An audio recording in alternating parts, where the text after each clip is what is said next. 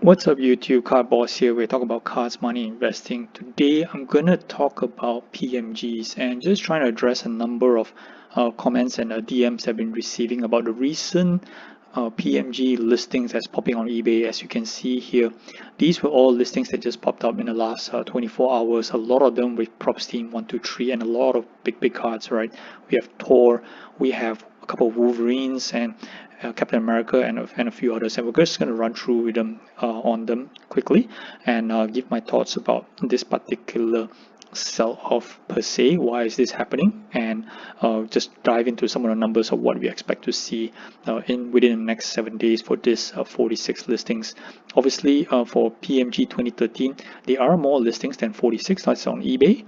There's like 118 here, but of course they come with a buy now best offer. Sometimes the price can be really pushed up, like for example this Dr. Doom for $3,000 on a PMG rate, so that's pretty high.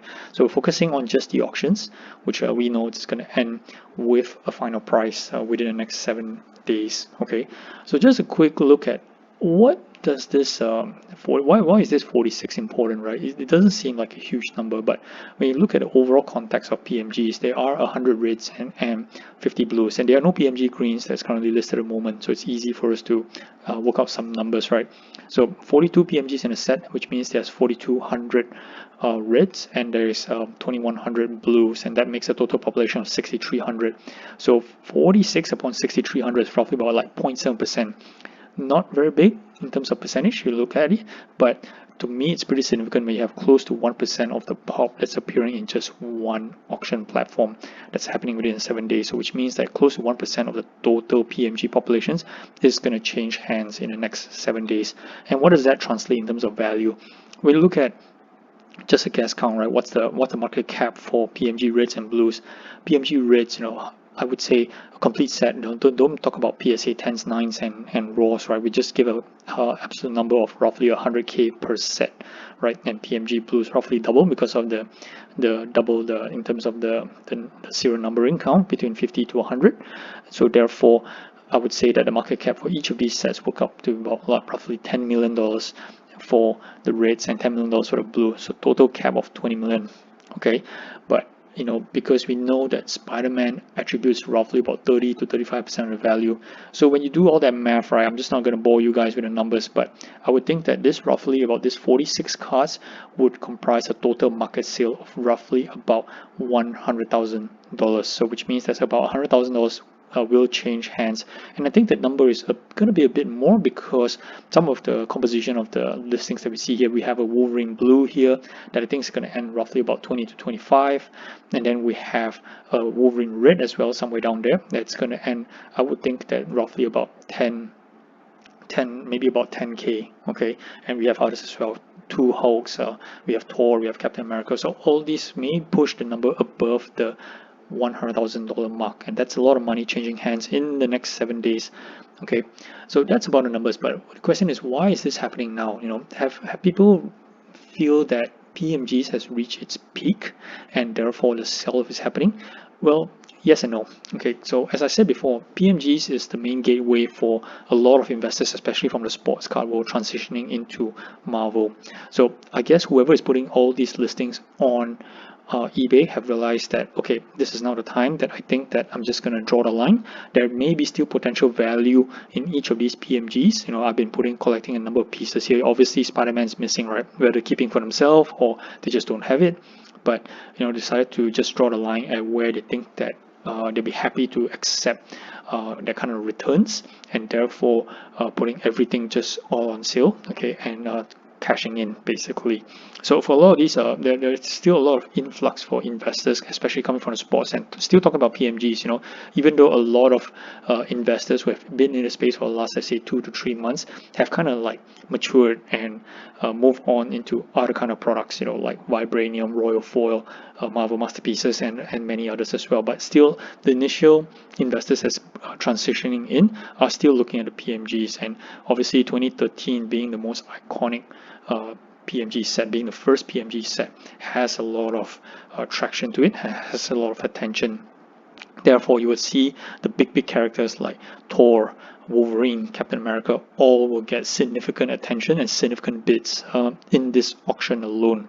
Okay, of course, I'm not saying that the other smaller guys, let's say Human Torch or Daredevil, is going to be left behind. I think that there will be still some people who is willing to put in some money into these lower end PMGs, maybe to try to put a set or send for grading. They can earn some value because these are stuff that's within a budget. There are some people who just want to get a hold of PMGs, just want to get their hands wet into the PMG space. They not necessarily can invest into the bigger names like Hulk or Wolverine. So having go into like Galactus, it's all reasonable place for people who is entering this space. So there's a lot of things to offer in this listings alone. So I do foresee that this whole auction here has going to get a lot of attention. Whether or not you're buying in, that's besides the point, because for people like myself who have slowed down the buy-ins of the PMGs, focusing on other products, we'll look at these PMGs to get a lot of data points. Now, I said before that PMGs doesn't necessarily create the rising tides for the entire Marvel card hobby. What I mean by that is, if PMGs experience an increase of about 20 to 30%, it doesn't mean that the prices for all the other Marvel sets like Vibranium, Royal Fall will get a similar price upticks of 20 to 30%. Each of these sets operate individually, especially the PMGs, which are kind of like fulfilling a space on their own, with the mainly for the investors from the sports card world coming in. There are still a lot of Marvel OGs operating in this space, but I doubt that a lot of Marvel OGs are paying these kind of dollars for any of these pieces, unless of course it's character chasing or set completing.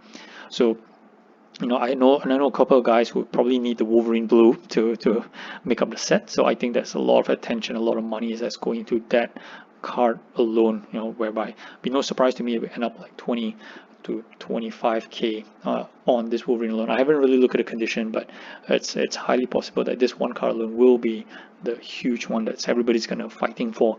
Now, will that draw the attention a lot from the other cards that's on listings? Yes. So if you are coming in to buy PMGs just to have a taste of PMGs, and not necessarily can afford any of these big guys, this is a good time to come in as well. Okay, if PMGs are your thing. Of course, I'm not saying I'm advocating or I'm not advocating PMGs, but again, buy what you like. PMGs is very nice card to hold, has extremely good aesthetics. It is an iconic set, an iconic card, So long-term investment, medium-term investment, even short-term investment, it's good to pick up PMGs. Now, is PMGs better than any other sets that I talked about previously in my other videos? Not necessarily. Right, it's good because it has a lot of eyes on it. There's a lot of price fluctuations, a lot of volume in terms of trading, so it makes a good investment product. But you have to be very careful about the entry price, conditions, everything, and what do you plan to do with it, right? Are you gonna collect it, keep it for a long time, raw, PSA graded, or whatever? So there's a lot of decision points to when you buy these PMGs. So not necessarily you buy a PMG, let's say a Surfer, and then you just decide I'm going to keep it and wait for 5 years on the next Surfer movie will come out, and hopefully it's going to like triple or quadruple. So it's not going to work out that way fully. You got to know what you want to do, and especially if you're going to put in thousands of dollars into a single card.